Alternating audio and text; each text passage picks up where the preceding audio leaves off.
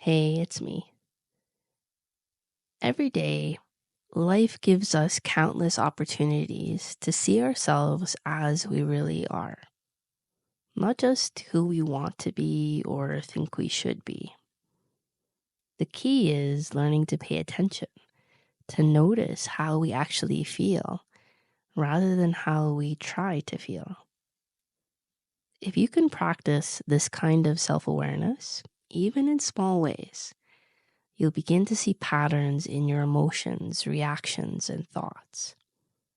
This kind of deep awareness can be uncomfortable at first. Facing yourself honestly without resistance or judgment can feel scary.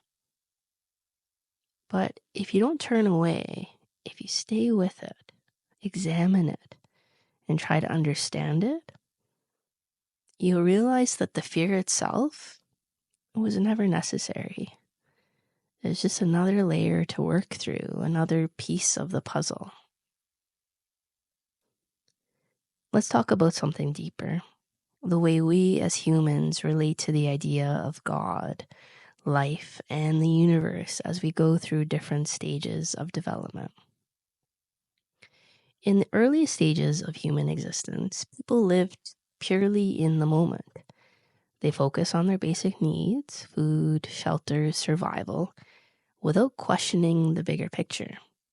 They didn't ask, why am I here? Or what is the meaning of life? Because their minds weren't developed enough to consider such things. As human intelligence evolved, people started to notice patterns in nature. They saw how the seasons changed, how the sun rose and set, how life followed certain rhythms. This led them to ask deeper questions. Who created all of this? Is there a greater force at work? This was the beginning of humanity's relationship with the idea of God. It started with genuine awe and wonder, a real intuitive connection to something greater. But over time, fear and uncertainty crept in. People saw how powerful nature was, how unpredictable life could be, and they started imagining a God who controlled everything. Some viewed this God as a protector, someone who could take care of them and relieve them of responsibility. Others feared this God, believing he could punish them if they made mistakes. As people continued to grow intellectually, many started questioning the idea of God. Some began to see flaws in the belief that a higher power was controlling their every move. They realized that they had free will. They were responsible for their own lives. And this led many to reject the idea of God altogether, shifting from faith to atheism.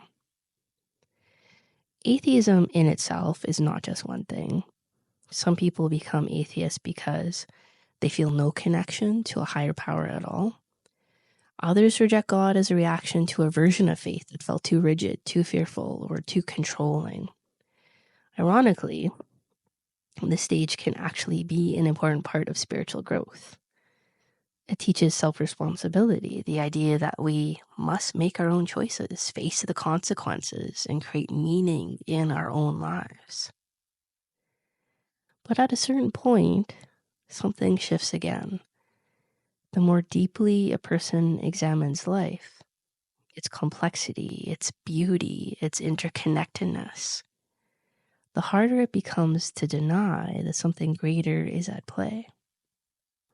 And yet, this realization doesn't bring them back to the old idea of God as a ruler or judge. Instead, they start to understand God as something much simpler, much more profound, being itself.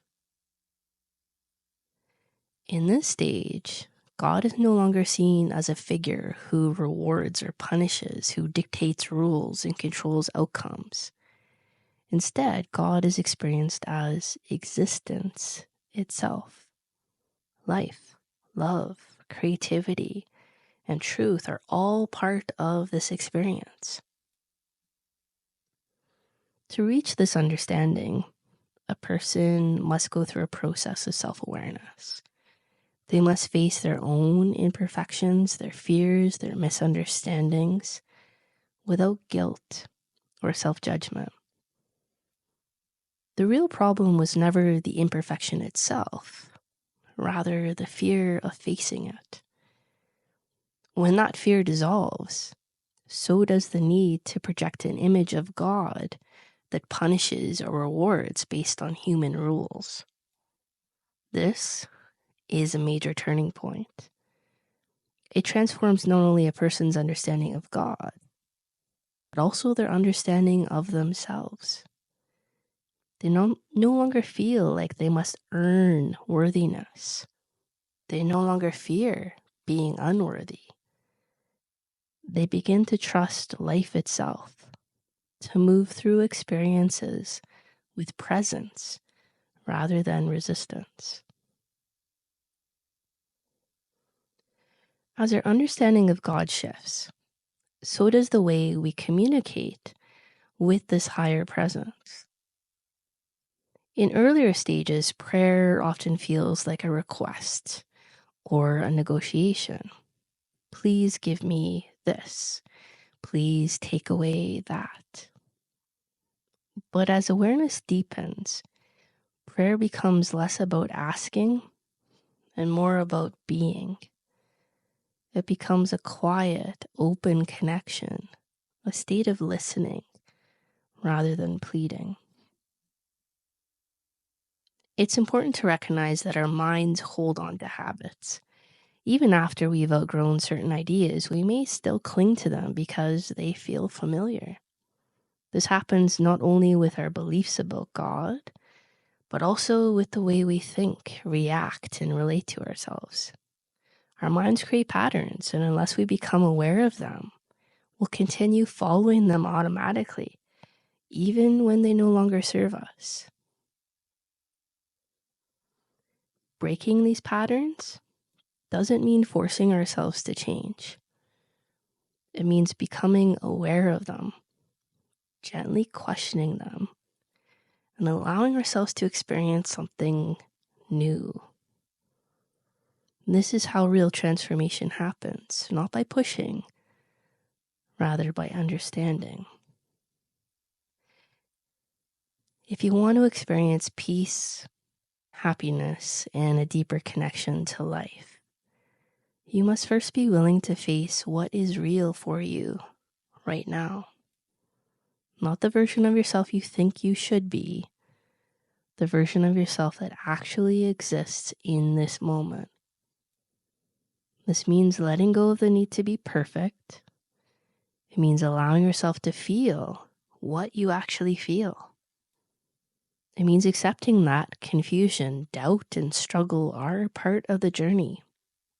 Not something to be ashamed of, something to explore. When you do this, something incredible happens. You begin to shift naturally, without forcing yourself to be better. You become better. Without chasing peace, you experience peace. Without searching for God, you find God.